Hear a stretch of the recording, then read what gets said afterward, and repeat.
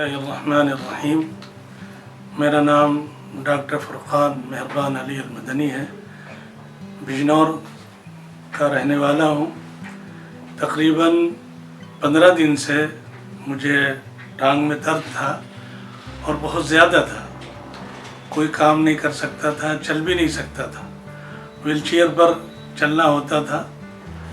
तो हमारे पास दोस्तों ने यहाँ दिल्ली में, जो हमारे दोस्त हैं, जानने वाले हैं, डॉक्टर जावेद आज़ाद हैं और हमारे चचेरे भाई हैं मौलाना मेहताब साहब, उन्होंने बताया कि दिल्ली में एक मशहूर डॉक्टर हैं डॉक्टर आदित्य सिंह भाटी, आप उनको दिखाओ। तो मैं डॉक्टर साहब से मिला, उनको दिखाया। उन्होंने कुछ टेस्ट कराए, एक्सरे कराए 4 और नसों का टेस्ट कराया और खून के टेस्ट कराए। और उसके बाद फिर ये उसी दिन उन्होंने मुझे शाम को तकरीबन 6:30 बजे से 9:15 बजे तक उन्होंने इस टाइम में मेरा ऑपरेशन किया और बताया कि नस दबी हुई है हड्डियों से, वो झुक गई हड्डी नसों के ऊपर। तो उन्होंने और उनकी टीम ने मेरा ऑपरेशन किया और अगले ही दिन बिस्तर से उठाकर चला भी दिया और बड़ी मोहब्बत के साथ, प्यार के साथ उन्होंने मेरा इलाज किया, दवाई लिखी।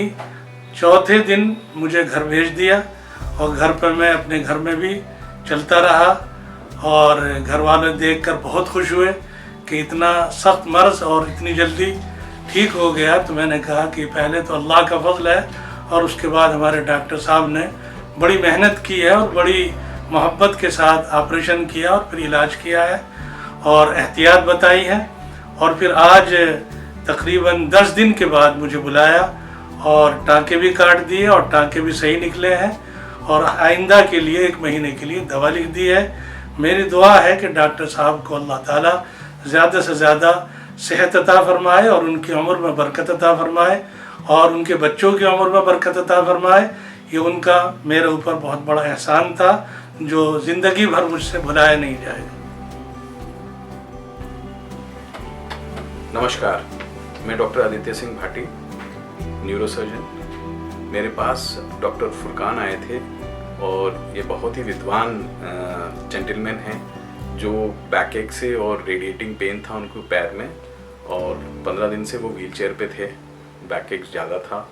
एंड जिस तरीके से वो मेरे पास आए और जिस पेन में थे और जिस तरीके से वो बात करते थे, I was very much overwhelmed by the way he actually was talking to me, क्योंकि he is a author by profession और काफ़ी किताबें लिख चुके हैं और वो तो अलग बात है।